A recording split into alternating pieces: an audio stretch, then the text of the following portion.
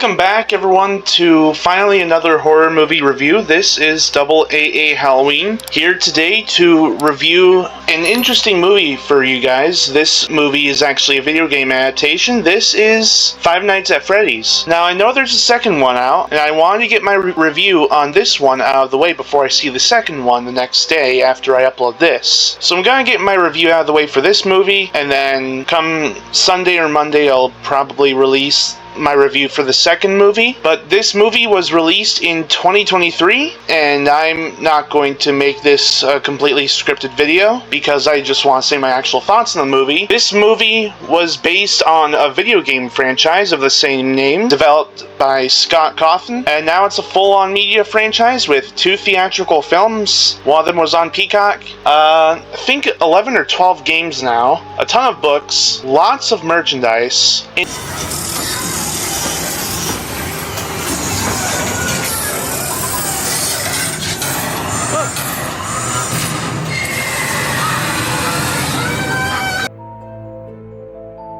And a huge fan base for this media franchise, which is amazing to me. But anyways, getting on to the credits, I'll give it where it's due. This movie was distributed by Universal Pictures. It was directed by Emma Tammy, and the animatronic characters were made by the great craftsmanship of Jim Henson's Creature Shop, and the cast of the movie includes stars like Josh Hutcherson, Piper Rubio, Elizabeth Lail, and Matthew Lillard. Now, with all of that said and done, let's get into how original I think this movie is.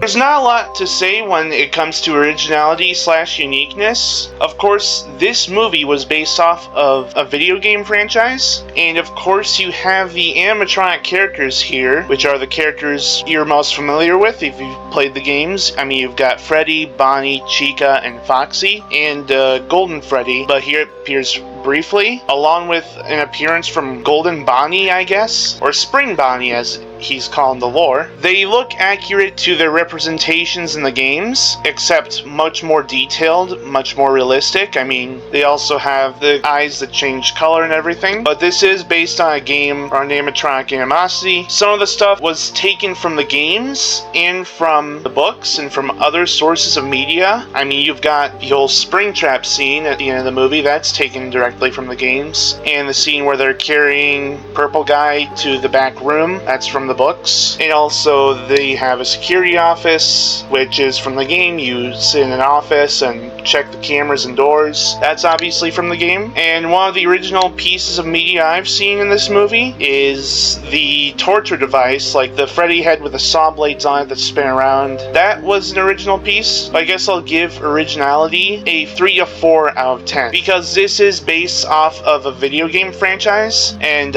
like the director said and like everyone else working on the movie said, this is basically fan service. So yeah, it's not too original of a story if you look at it from the perspective of like you've played the games before and you know the lore of the games. This has a bit of character development too between some of the characters, but that's about it as it comes to originality. So yeah.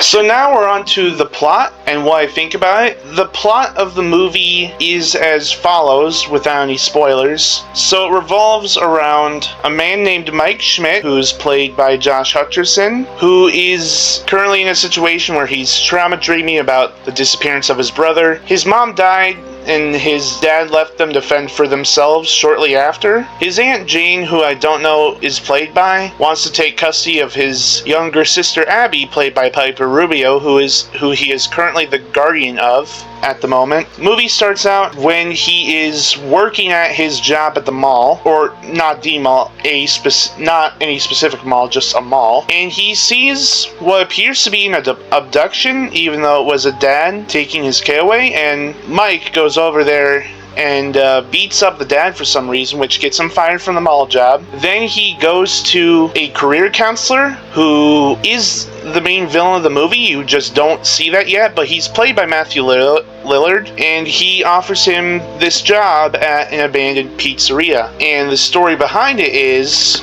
from my perspective on what I've seen from the games. I mean, the spoilers are pretty obvious because I've played the games before, so I would know. But what the history of that place is that it was a huge children's pizzeria in the 80s with children and adults. It was kind of like Chuck E. Cheese, you know, with the animatronics on the stage, the arcade games, pizza, yada yada yada. But something bad happened one day, and a man named William Afton, or as they call him in the lore, the purple guy, even though he's not purple, he dresses up in this Golden Bonnie Springlock suit.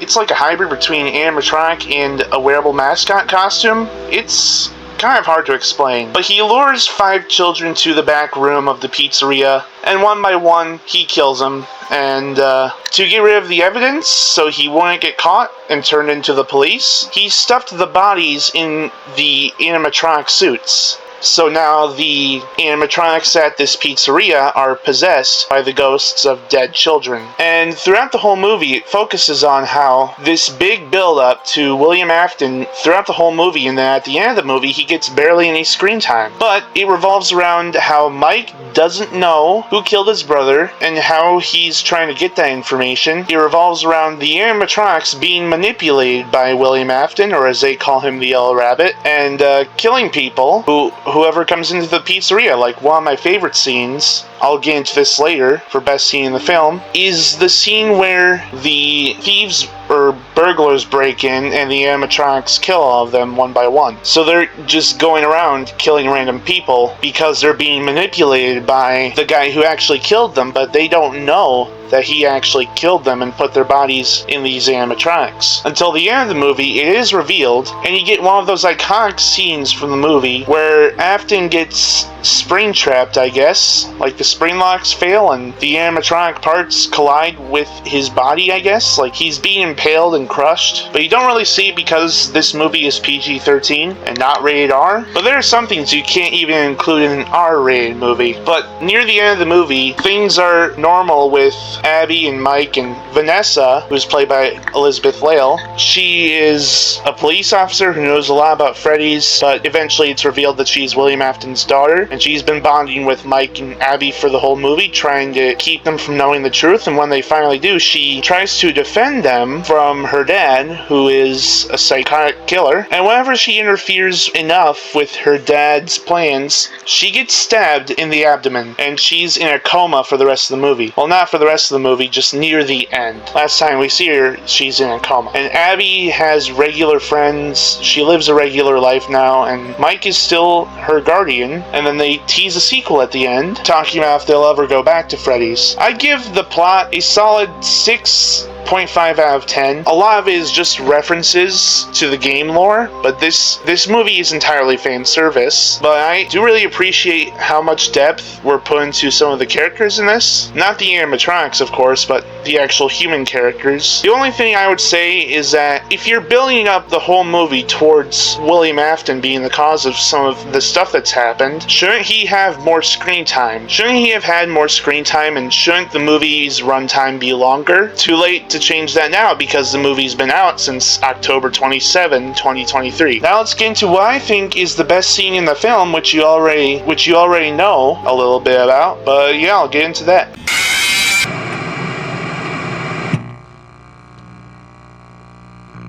Now, out of any scene in the film, while I don't really look at this as like a movie with an actual story and depth put into it, not a lot of thought was put into the story in this movie, but this is basically fan service in movie form, which is not a bad thing. But I just want to share my favorite scene, which is the best scene in the movie for me, is the scene where the criminals break in, or like the group of thugs break in and start ramshackling the property. I don't know if that's a word. Start damaging the property, and like one by one the animatronics come after each one of them. I mean, there's one of the guys that's in the kitchen of the pizzeria, and he's in there when Chica follows him in there, and Chica lets her cupcake, the cupcake in her hand. That, did I not mention how that cupcake would be a big part in the movie as to be one of the most savage characters? For some reason, the cupcake has gotten a lot of screen time in this movie. Maybe because he's smaller than the rest of them. Most likely that. But he eats the guy's face off, the cupcake does, and there's another guy who sees it and then goes into the supply closet where he's killed by Bonnie. And there's another guy who sees that. He tries to run away from Chica and Bonnie, but then he sees Foxy running down the hall after him, and he's killed by Foxy. And then the last one is... The last one, she goes in there, and this is my favorite one. She sees a kid lure her to the Freddy Fazbear animatronic, and when she sticks her head in the animatronic's maw, a kid's hand comes out of his mouth, grabs her, and Freddy bites her in half, which is the best part of that entire scene for me, or entire segment, which I would say those are the best scenes in the film. I mean, they're not really one consecutive scene, it's a whole list of scenes. So, like, a whole segment of the movie. So I would give that scene a 10 out of 10. Now let's get into what I think is the worst scene in the film, which this film doesn't have a worst scene because it's a bunch of fan service, but I do have some criticisms that I would like to get to.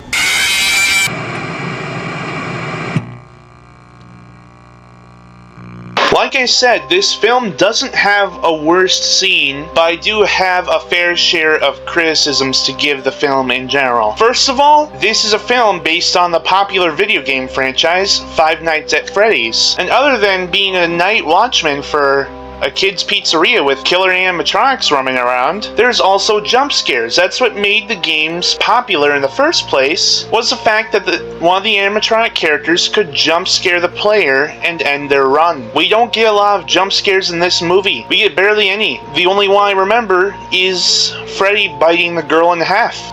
And Foxy running down the hall, which is also taken from the game, as well as many of the scenes with the cupcake character. That's about it. There's not a lot of jump scares in this, and there should have been more. Another criticism, the main villain you're building up to through the entire movie barely gets any screen time, and when he does, he's just there for a little bit, and then when they finally figure out how to defeat him, he dies in a moment that's stripped from the games. Another criticism is the movie's runtime, which is not that long, and the fact that this movie is only PG-13, which I understand why. This franchise has a huge fan base, even including young children and young early teenagers, but you could at least make a rated R cut. You know, like Megan did. That movie had a PG-13 cut and an R-rated cut. And in the R-rated cut of this movie, if they ever made that, there'd be a lot more violence and gore, and you could get away with a lot more graphic and scary stuff in a rated R movie, which they didn't do. They went strictly with only a PG-13 cut. So yeah, that's my take on that part. That's my take on my criticisms of the film. That's my criticisms for this movie. Now let's get into the scare factor. Now, the scare factor of this movie, the thing taking it down for me is that this movie is literally PG-13. And PG-13 movies, some of them are scary, but not a lot of the time. This one is not too scary for me. I mean, yeah, you're giving people a bunch of fan service, so not a lot of people would find this scary, because this is a full-blown media franchise, and back when it was just a few games, it was scarier until it got more and more popular, and that resulted in the PG-13 rating of this movie, is how popular it got, which is not a bad thing. But you could at least make a rated R cut. I mean, the second movie is also PG-13 as well, but in that one, there are some aspects of it that should be more rated R. There should be a rated R cut, because you're including a bunch of scary faces in that one, like the withered animatronics and the mangled and the puppet, and that I will get to whenever I see the second movie. But if you're gonna make more movies and keep rating them PG-13, I mean, their movies are probably gonna be scarier later down the line in this franchise. I mean, the third one, probably, I mean, it's probably based off the third game with Springtrap, which is literally a rotting corpse of a man inside of an animatronic suit. And then you got the fourth game with the Nightmare animatronics. And while a lot of people are familiar with those faces in the franchise, I really do feel like later down the line, if they were to do a third and fourth movie, they should at least take some inspiration from what the first Megan movie did and make one version a PG-13 cut and one version a rated R cut. I mean, if this movie had a rated R cut, we would have actually seen the gore and violence going into William Afton being springtrapped. We would have gotten more scary deaths of characters getting killed by the animatronics. We would actually see they could get away with a lot more with a rated R cut. But as for a movie being PG-13, Jurassic World from 2015, that was PG-13. That was not even a horror movie at best. It was just a regular old movie. And yeah, while dinosaurs can be scary, dinosaurs in a PG-13 movie aren't scary. And it's the same here. Haunted animatronics are scary in their own way, but they would be much scarier if the movie had a rated R cut. So scare factor, I'm gonna give a 7.5 out of 10, even though I've said that the jump scares, there could be much more of that, and I also said that there should be a rated R cut. I don't know if that's ever gonna happen, probably not. So yeah, next let's get into the overall rating.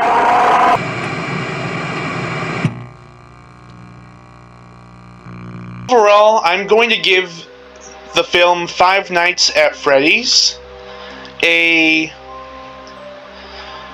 5.5 out of 10. I will rate it halfway there because this film is one of the purest definitions of mid for me. It's not bad, it's not great, it's not terrible, but it is in the middle for me. There's some positives about it and there's some negatives about it. While I do like the casting choice of some of the characters in this movie, and while I do like how accurate the animatronics look, this film doesn't have a lot of what made this franchise popular and fun in the first place, which were the jump scares. It had barely a few of them, but not a lot. We do get a story, but that's based off of the games, and they're mixing up some of the game lore with lore from everywhere else in this media franchise. I appreciate the love and care that went into this movie, but I'm not going to be rude and say that it completely sucked, because it didn't. It has its great moments. I mean, if you look at the meaning behind this movie, you know that it is made for fans of this franchise who have shown love and care to Scott Cawthon, the creator of the games, and many of the people working behind this franchise. There are people out there who really love this, and I would too. And I do really like it, but it does have its fair share of flaws. Like any movie, but it's not one of the best movies in terms of horror movies I've seen. Maybe the second one will be better. Anyways, hope you guys enjoyed that. This is Double AA Halloween signing out. Stay tuned and stay scary.